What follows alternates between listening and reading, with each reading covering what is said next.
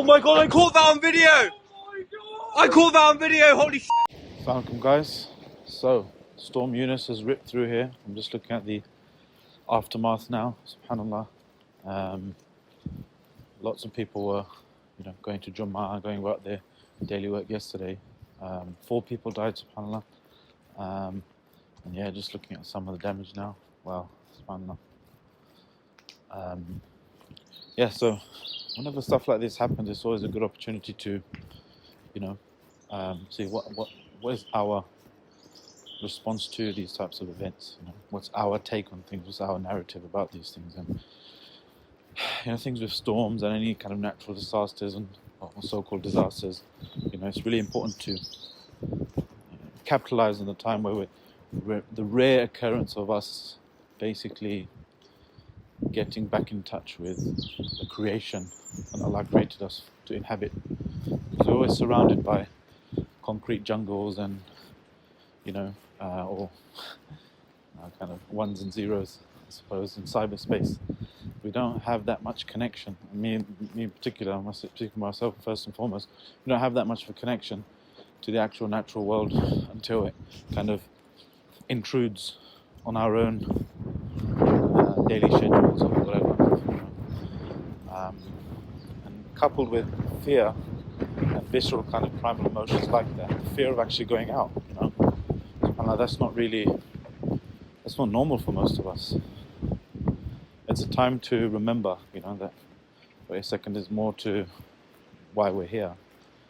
There's more to that than just kind of going about your daily job, being, your comforting distractions and stuff. And this is actually, many people would recognize this. This is one of the causes for the rise of atheism and general heedlessness, with regards to deeper questions. That people, I always maintain that human beings are getting dumber and dumber over the, as we progress. A farmer 1,000 years ago, they might not have had a specific amount, perhaps, of information that we have. But in terms of raw intelligence of actually being able to reflect on something, deeply, now we're really distracted by everything that's happening around us, our jobs, our entertainment, and all these kinds of stuff. And furthermore, we're not directly responsible, or directly reliant, rather, on the natural world as we were once. You want some food, you don't sit around and wait for the harvest and kind of stare at the sky above to bring rain. You just go to the shop. You want some meat, you don't have to grab an animal and slaughter it yourself or hunt it. You just kind of buy it in this sanitized way, packaged in a kind of plastic wrapper. So we don't have that connection to the natural world as we once did. And that's what's breeding so much, or allowing for so much heedlessness about deeper questions, what lies beyond the sky in a deeper level, not literally, this star, this galaxy and whatnot. Actually, why we're here. And that kind of, that reliance on the engagement spiritually and psychologically with, and emotionally, with fear. Fear of the harvest not coming, fear of an animal attacking you, fear of adverse weather conditions, that's something rarer for those of us who live in more kind of concrete developed jungles. So anytime that does intrude into our daily kind of life, it's a time to reflect and, pause. And another thing, if you're worrying about the continuity failures because I had to cross the road and I didn't want to get run over. Another thing, when it comes to anything from nature, right? Another thing we should also always remember, is that every single thing, that wind that you're hearing, the thunder, the birds chirping, that's all tasbih. It's tasbih. It's the creatures glorifying their creator, glorifying Allah subhanahu wa ta'ala. It's important, especially for young people, to realize that you're not a minority. When it comes, you may be a minority when it comes to a very specific type of creation that has taklif, that has moral accountability, that has been given the free will to be heedless, disbelieve, do bad things, whatever. But when it comes to the broader universe, from the subatomic, particles to celestial bodies and ultramassive black holes and everything that exists, وَإِن مِّن شَيْءٍ إِلَّا يُسَبِّحُ بِحَمْدِهِ وَلَكِنْ لَا تَفْقَهُونَ تَسْبِيحَهُم. Anything that exists, anything, there's no thing that exists except it's glorifying and praising. He's singing his praises, subhanahu wa ta'ala. But you don't understand, you don't comprehend its tasbih. Just like, some people might say, and someone with maybe a very rudimentary understanding of where empirical reality and empirically determined facts exist, they may think, wait a second, what do you mean the wind is tasbih? What do you mean the birds chirping? What do you mean thunder is tasbih? I can explain scientifically how tasbih, how thunder happens. Well, look at this. Oh, subhanAllah. Anyway, private property. Someone could say, what do you mean?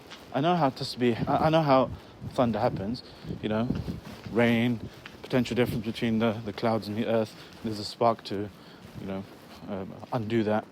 That causes heat, heats up some air, causes vibrations, and that's how thunder is made. What do you mean it's tasbih? But imagine if another creature that doesn't understand your language, an alien, some other creature comes and describes you making tasbih. Yeah, they'll say, okay, this diaphragm is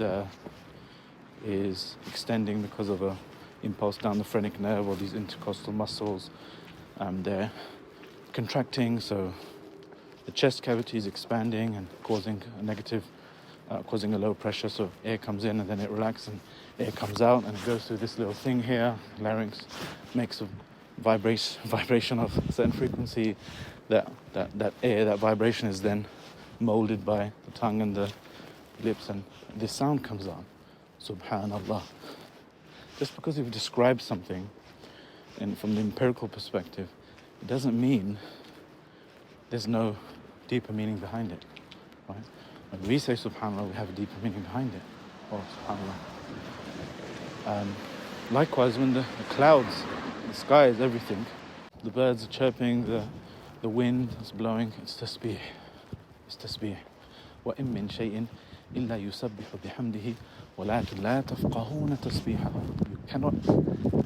You can't comprehend their language, the world that they occupy, that they inhabit, their perspective, their dimension, everything about them, right? You can only see a tiny slither of, what's available to you. So, subhanAllah, this is an example to remember everything is making tasbih. This wind that you can hear, this is tasbih, of the samawat, subhanAllah. So one thing is that connection with nature, which cuts off the legs of heedlessness and atheism and amoralism, can we say, just that all that exists is just atoms and or nihilism, those kind of philosophies. But it also gives us a chance for empathy, being actually afraid to go outside.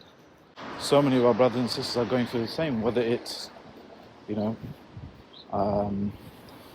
Syria, brothers and sisters kind of freezing to death, subhanAllah. Yeah.